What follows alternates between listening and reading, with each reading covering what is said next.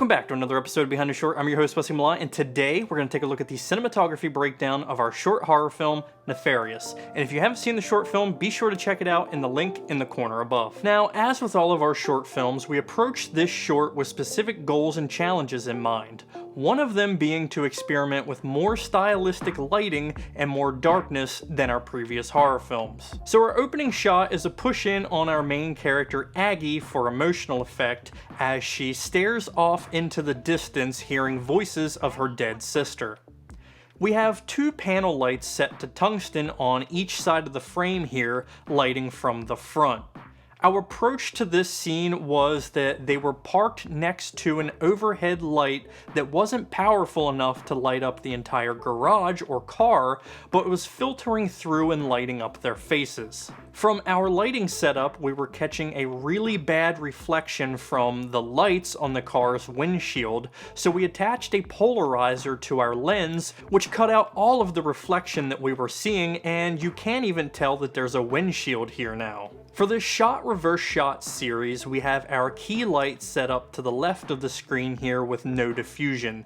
This is lighting up the left side of her face and casting the shadows on the right side of her face, which is a more prominent lighting characteristic of horror films. Having lighting contrast and pockets of darkness is your friend when creating horror movies, and it's really going to amplify your tone. Lastly, we have a handheld LED set up as a backlight here, which is accenting her hair as well as casting this orange shaft of light through the window and onto the top of the car door here. And then we have one last light, another handheld LED just off to the right of frame here, lighting up Lilith's hair in the foreground. Similarly, if we look at the reverse shot of Lilith, we see the key, which is now right side of the frame, lighting up the right side of her face, casting shadows onto the left side of her face, and the backlight accenting her hair and the car door. Now, this establishing shot was actually the last shot of the short that we filmed. In the editing room, we wanted to establish the jump from the car to the basement, but we didn't film anything to really connect the two. So we grabbed this quick pickup shot and threw one of the nanlite pavo tubes down in the basement to give the blue light in the basement some motivation. And we'll actually talk a little bit more about the lighting choices in depth a little later. But we also have another nanlite set off screen to the left here, which is helping light up this entire scene here, or else we wouldn't have any definition on the basement door or the porch. And if you're not familiar with the pavo tubes by Nanlite, they're an RGB light tube that are incredibly versatile and were our main lights used on this entire short. Now, since this was a one-day shoot, we knew that we needed to move fast whenever we got down to film in the basement. With that knowledge, we decided to pre-light our location the night before, so that way we would only have to make minor adjustments per shot, such as moving our key closer or adding a hair light on the day. Now we're going to jump a little out of order here and take a look at this shot so that we can see kind of the big picture of our lighting setup.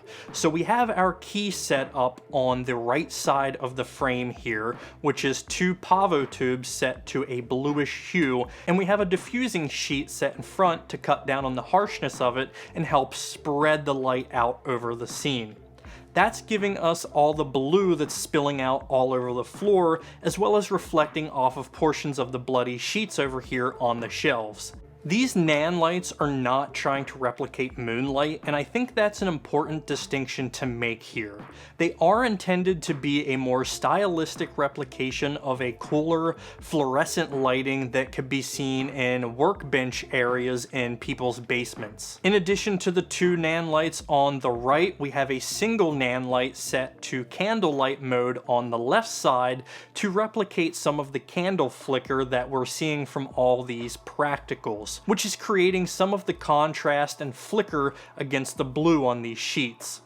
In addition, we have two lights in our background here. We have a spotlight set up here in the background. It's actually within the frame, but painted out in post, and that's shining on this boiler. We have another light off to the side here behind these shelves that's casting this orange light across the ground. These were placed back here to help add more depth to our set and help add to the creepy tone. Without these lights, all of the stuff in the background just gets completely lost in the darkness and the image falls completely flat. And lastly, this is a hard to notice detail that most won't even notice, but this little bit of light back here in this corner is actually a window, and we have an RGB tube set up in the window that's casting this tiny bit of blue light through to replicate moonlight. Now that we've kind of established the lighting of our set, let's take a look at this shot, which actually used the most lights in the entire short.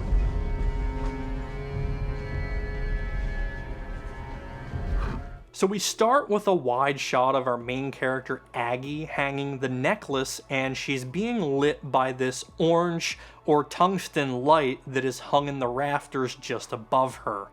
Now this basement had two different types of lighting. It had these fluorescent tubes hanging all over, and then it also had these tungsten bulbs hanging as well. We first experimented with replacing and replicating the fluorescent tubes, but we really didn't like the image we were getting from that lighting setup at all. It was too much lighting and just gave us a pretty flat, too well lit image that wasn't consistent with the style that we wanted to practice here. So we thought replicating the tungsten bulbs instead gave us a more dynamic image with more color contrast than having everything be lit by the same style lighting. In addition to our tungsten light, we have a small LED taped to the shelves here, which is accenting these paint cans in the foreground. If we remember the shaft of tungsten on the ground and on the boiler in our wide shot, that's what we set this light to replicate. So as Aggie leaves the middle of the room and walks to the corner, we move into a close-up where we have Lilith primarily lit by the nan lights that are replicating the cooler fluorescence off screen. Similar to the other side of the shelf where we needed to accent the paint cans, we needed to tape another LED on this side set to the same hue as our key light, so our key light is hitting Lilith and hitting our rope here, really making that rope pop. But we have a small taped LED which is accenting the salt, paint cans, and tape here in the foreground. And for when Lilith and Aggie are in the middle of the room, we wanted to make sure that the tungsten bulb in the rafters was primarily lighting this portion of the room.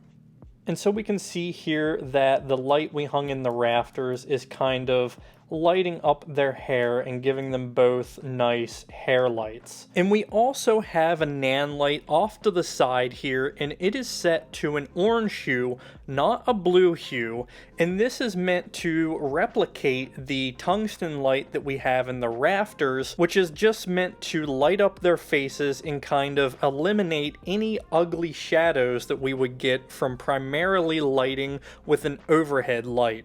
And then for the second part of the scene, as they walked closer to their victim, they would slowly become more engulfed by the cooler fluorescent lights and candle flicker that is closer to the circle. So they're both actually walking closer to that tube bank of nan lights that we have up closer to the circle, and then this is casting the bluish hue on Aggie's face. Meanwhile, Lilith is being hit by a nan light that is placed off to the right here, and that is set to the candlelight flicker. So this gives some nice color contrast to the image and is also a nice kind of visual representation for the kind of differences between the two characters. You know, we have Aggie here who is kind of hesitant and reluctant to go through with this whole plan. Meanwhile, Lilith, the kind of mastermind behind everything, is being very pushy.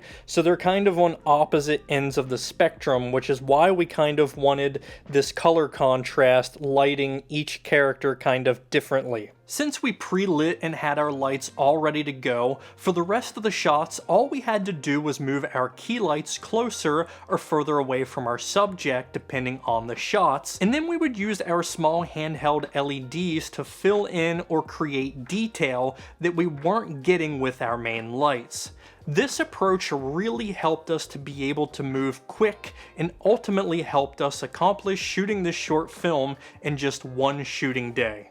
So for instance, if we take a look at this shot, we just moved our 2-bank of blue nan lights in closer to the shot, which is lighting up the entire right side of her face here and also lighting up everything in the background. And then we moved the single orange nan light closer that's replicating that warmer light bulb or even the candle light hitting the right side of her face here, giving us a really nice color contrast. And that's the kind of stuff that we really wanted to experiment with the cinematography of Nefarious. And that's going to do it for this week's episode of Behind a Short. If you're interested in any of the gear or the lighting that we used to create this short film, links are in the description below. And just a really quick reminder that our brand new short film, Killer Be Killed, comes out this Wednesday, April 15th. It's an action thriller that we shot on an extremely low budget, and we'll be bringing you the behind the scenes and breakdowns as always later in the month. Really hope you enjoy the short, since we put a lot of work into it over the past 2 years, and that you learn a lot from all of the upcoming behind the scenes videos. In addition, we do have Killer Be Killed posters and canvases on sale in our store,